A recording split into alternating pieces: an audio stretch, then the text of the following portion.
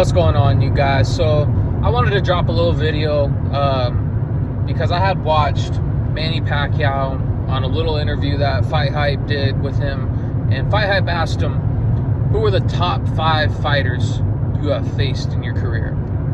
And he went on to say, Barrera, Marquez, Morales, Cotto, Margarito, and De La Hoya.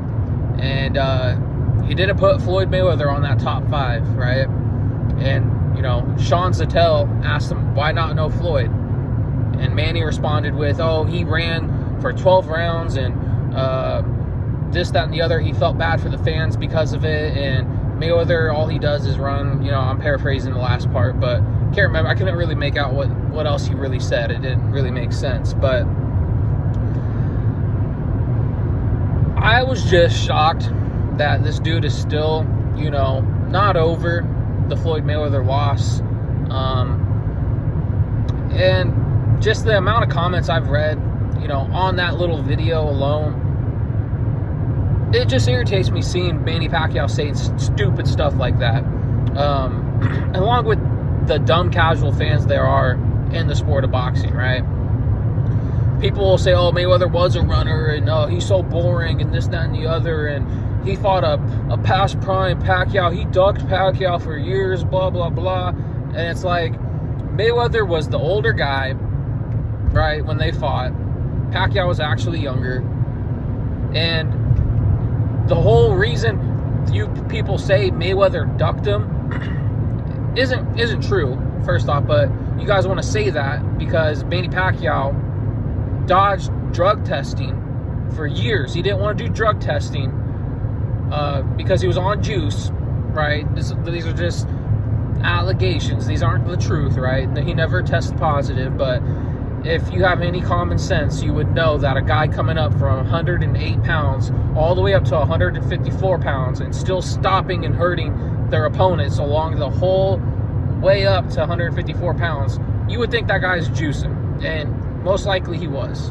And it's not only my opinion, it's many boxing experts, many former fighters, analysis guys, this, that, and the other, that all were suspecting that Pacquiao was on juice, right? So that was the reason we didn't get that fight for years, right? He was afraid of needles, but he's got tattoos. And then the night they fought, right, he used the shoulder excuse, and he wanted to get some type of painkiller shot in his shoulder. But we all thought he was afraid of needles, right? So it just goes to show that Manny Pacquiao is a little punk for saying all those things. That Mayweather's boring. Well, why didn't you, as great of a fighter as Manny Pacquiao is, why were you not able to, let's say, cut off the ring if he was running so much?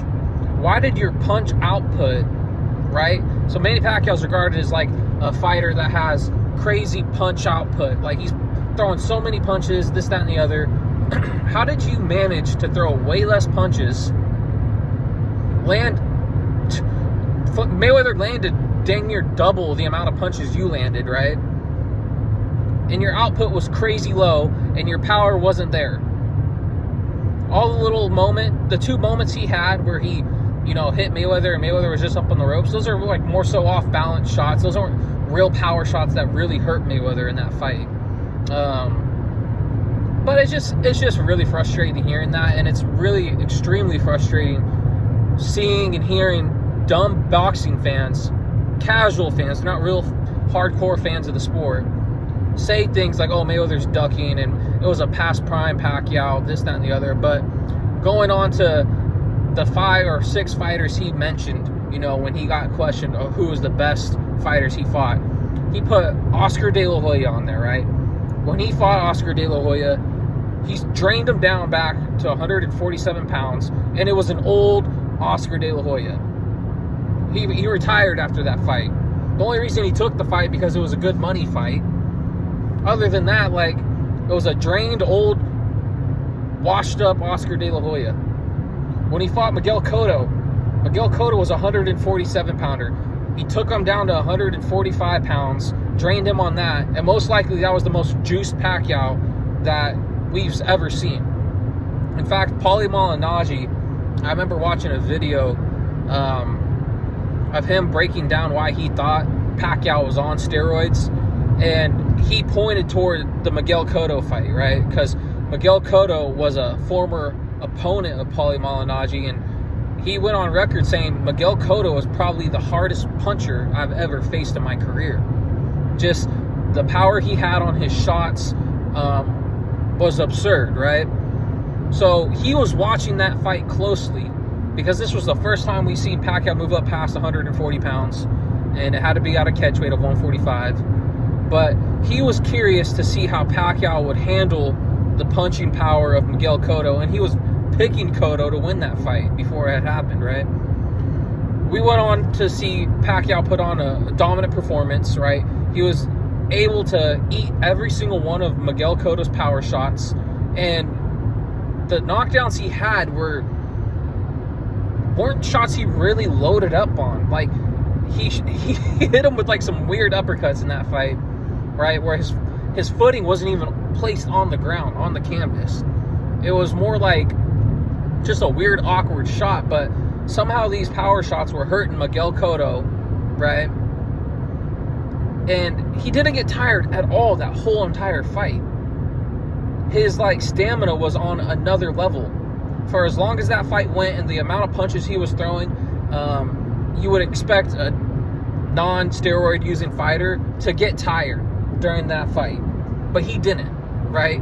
So Paulie Malignaggi, after that fight, he's like, that's when I really knew that Pacquiao was on steroids, right? So that guy was named as one of the top fighters that Pacquiao fought. And then you go into Barrera. Barrera, I think was a career featherweight, maybe ventured up to 130 pounds, maybe 35. Good fighter, Hall of Famer. Eric Morales is a dude that beat him, outboxed him. Later he probably juiced up and knocked him out. And then with Marquez, right? Marquez, they had 3 very competitive fights, and then in the final 4th fight they had, Marquez knocked him out cold. Keep in mind, though, 3 out of those 6 guys, and he mentioned Margarito too, sorry about that. Margarito, loaded gloves, was completely different after the fact that, he got caught with busted hand wraps. He ended up beating the brakes off of Margarito at 154 pounds, I believe. Again, another fight you could look at and say, oh yeah, Pacquiao was juiced out of his mind, because same story as Miguel Cotto. Even though he didn't knock Margarito out, he put on a beating for 12 rounds straight, rearranged his face, but threw an absurd amount of punches and didn't get tired at all during the whole fight against a way bigger, stronger guy, naturally. Right? But 3 out of the 6 guys that Pacquiao had mentioned, Floyd had beat convincingly. You look at Miguel Cotto, that was probably one of Mayweather's best performances, probably one of his more exciting fights, right? And I remember watching that fight when I was a younger kid, and I had my buddies over and stuff like that, and we all thought that was a great fight. Miguel Cotto actually put up a good competitive fight that night. He just didn't do enough. But he fought Miguel Cotto at 154 pounds, which you can say was possibly his best weight class, if not maybe 140. I mean, he's a great fighter. I like Miguel Cotto, but he beat him convincingly. He completely dominated Marquez, and that was a comeback fight after retiring his first time, right? Came back and dominated Marquez, a guy that Pacquiao struggled with, and then got knocked out cold by. And then, who was the last guy? Oh, De La Hoya. So when he fought De La Hoya, Mayweather, he had to move up 2 weight classes to fight a De La Hoya at 154 pounds.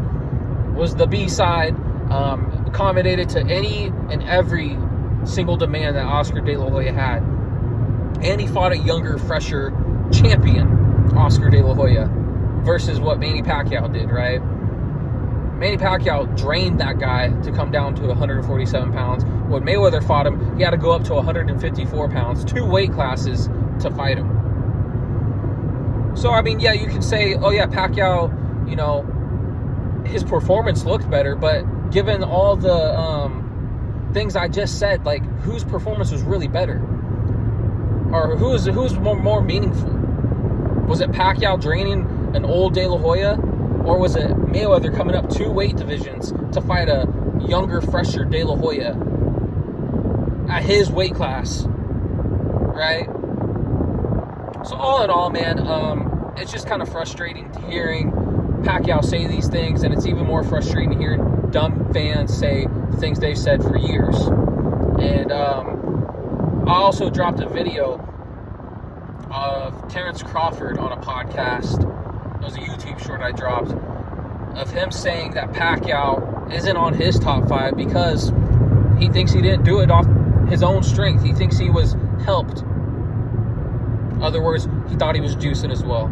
So it's not just my opinion, it's many people's opinions, many former boxers, many analytics, analysis guys, whatever, boxing pundits. There's lots of people out there that truly believe that Manny Pacquiao was a juice head and juiced his whole entire career, right? And it is what it is, Hopefully Pacquiao can get over it. Part of me is kind of hoping that Barrios just beats him, but that fight's probably scripted, and they'll probably give it to Pacquiao just off his namesake, and, it'd be a huge accomplishment, and this, that, and the other, if he came back at 46 years old and beat a Barrios. So Barrios is actually trash. I think he lost his last fight, but that's for another time. But let me know what you guys think, man. Do you guys think Manny Pacquiao is just a straight bitter hater? And who do you have winning the Barrios Pacquiao fight? Let me know what you guys think. Hey, like, comment, subscribe.